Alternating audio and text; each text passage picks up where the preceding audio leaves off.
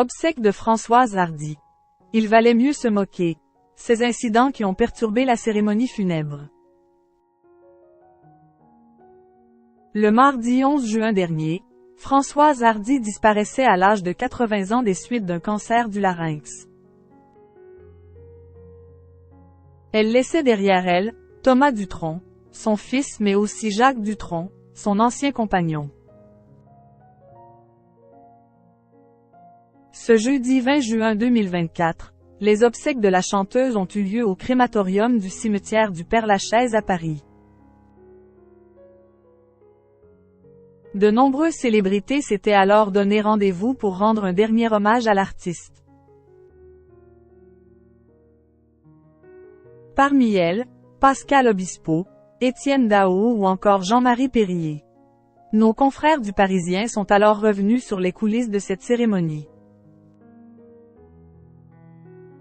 Les obsèques de Françoise Hardy perturbées par des couacs.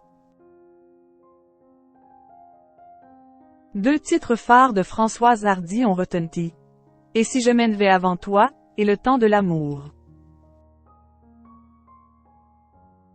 Mais quelques petits couacs sont venus perturber la cérémonie. En effet, des bugs techniques ont soit accéléré ou stoppé les chansons de la chanteuse. La prise de parole de Thomas Dutronc a également été coupée.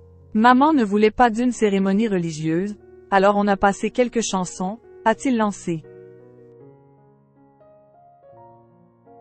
Présent, l'ancien compagnon de Françoise Hardy, Jean-Marie Perrier est aussi revenu sur ces petits incidents, dans une publication sur Instagram.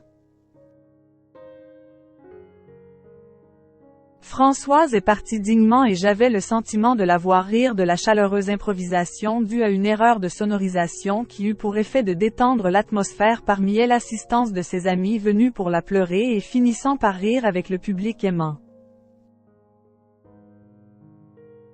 Comme si mourir était une mauvaise blague dont il valait mieux se moquer, a-t-il écrit. Françoise Hardy avait tout prévu pour la fin de sa vie.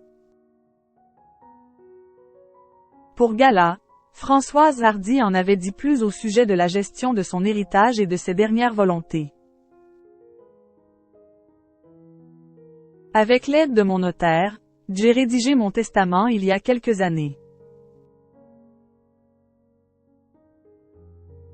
J'espère laisser à Thomas de quoi payer les frais de succession exorbitants qui lui seront réclamés, ainsi que les charges qu'un studio et un appartement où habitent de très proches amis lui coûteront, précisait-elle.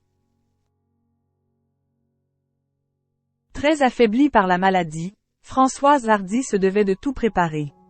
Je suis obligée de vivre au présent.